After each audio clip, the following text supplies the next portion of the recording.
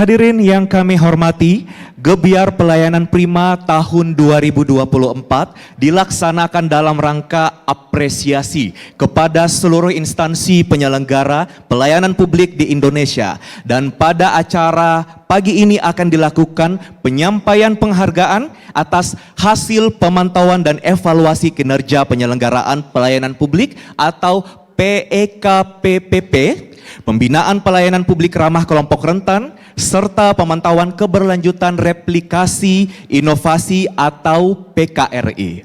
Kegiatan ini juga sekaligus menjadi momentum untuk pelaksanaan soft launching Mall Pelayanan Publik, penetapan Mall Pelayanan Publik Digital, dan integrasi layanan jaminan pensiun, serta penetapan Hub Jaringan Inovasi Pelayanan Publik JIPP.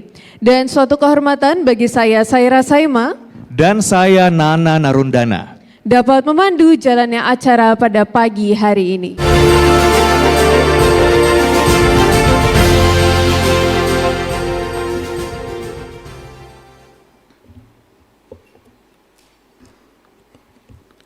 Assalamualaikum warahmatullahi wabarakatuh. Selamat pagi, salam sejahtera buat kita semua. Shalom, Om Swastiastu, Namo Buddhaya, salam kebajikan. Ibu dan Bapak yang saya hormati, kami mengapresiasi yang setinggi-tingginya kepada para menteri, kepala lembaga, kepala daerah yang menunjukkan komitmen dan konsistensi nyata untuk mewujudkan pelayanan publik. Nanti di belakang kami akan sampaikan rapot internasional seperti apa. Karena kemarin Pak Jokowi ketika rapat paripurna kabinet di IKN, kita diminta menyampaikan rapot internasional kita seperti apa. Dan ini bukan kerjanya Menpan RB, tapi kerjanya kita semua. Oleh karena itu hari ini kita ingin sampaikan, kita ekspos kinerja di internasional kita seperti apa. Acara ini mewujudkan penghargaan terhadap unit-unit pelayanan publik tadi sudah disampaikan, dan salah satu yang penting Pak Menteri adalah terkait melembanggakan inovasi. Karena banyak sekali inovasi yang bagus dari orang sebelumnya tidak dilanjutkan Pak Ateh.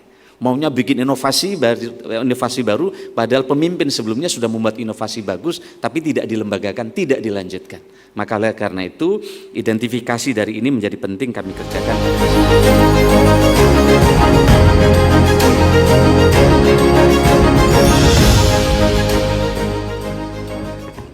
Kemenpan RB membuat aplikasi Mall Layanan Publik MPP Digital. Salah satu di dalamnya adalah layanan publik punyanya Kemenkes. Nah, yang saya minta adalah kita nggak usah di depan, karena biasanya tuh kementerian lembaga bilang, oh saya udah punya aplikasi sendiri, saya di depan lah nggak mau ikut MPP Digital. Dia bilang nggak boleh begitu. Kita di belakangnya Pak Anas aja. Karena ini kan dipakai oleh 514 kabupaten kota. Masalah kedua, nanti pasti nggak mau dibuka tuh hasilnya kita. Saya juga bilang, datanya gimana? Datanya jangan pakai data kita sendiri, pakai data Dukcapil. Bapak Ibu, setiap aplikasi yang pegang database banyak, misalnya Pak Tito Kemendagri, itu nama, alamat, tanggal lahir dia pegang. Saya di Kemenkes ada 120 juta data karena waktu COVID kan, itu nama, alamat ini kita pegang. Mungkin data keuangan di pajak, nama, alamat dipegang, gitu kan. Data kesehatan, data pendidikan, tempatnya pandai, nama, alamat, address, tanggal ulang tahun dipegang. Data Kementerian Sosial dipegang juga semua. Dan masing-masing itu nggak mau ngalah. Ini datanya saya, itu disambung Pak berantakan semua datanya, nggak sama. Jadi saya bilang di Kementerian Kesehatan nggak boleh ada data, datanya aja NIK sama nama. Yang lainnya ikut datanya Pak Tito aja. Nah untuk meredam ego menterinya untuk bilang begitu, itu yang susah. Jadi saya sama Pak Anas akhirnya bisa rukun, ya udah nggak usah lah. Kalau data demografi ya pakai datanya Pak Tito aja. Ya.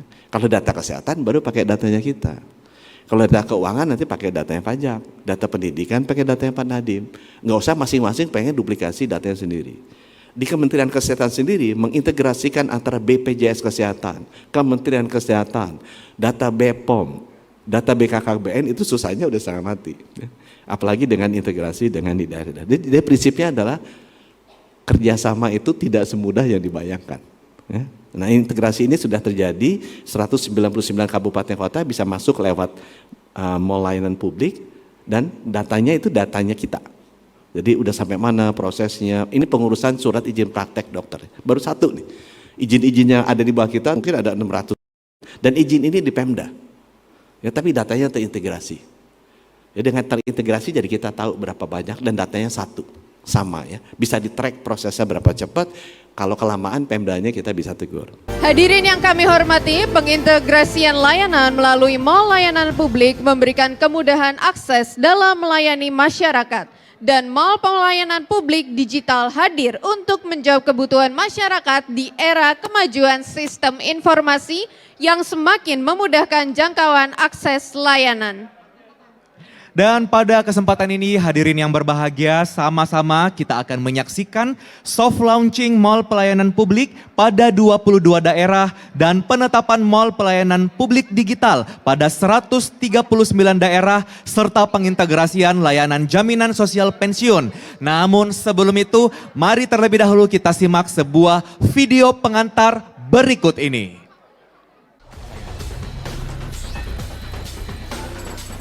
Dalam rangka meningkatkan kualitas pelayanan publik, telah hadir aplikasi MPP Digital Nasional yang telah diluncurkan pada tanggal 20 Juni 2023 oleh Wakil Presiden Republik Indonesia yang mencakup layanan izin tenaga kesehatan dan kependudukan. Kementerian Pendayagunaan Aparatur Negara dan Reformasi Birokrasi Republik Indonesia MPP Digital Nasional yang sebelumnya dapat diakses di 60 kota atau kabupaten telah bertambah di 139 kota atau kabupaten, sehingga kini dapat diakses pada 199 kota atau kabupaten.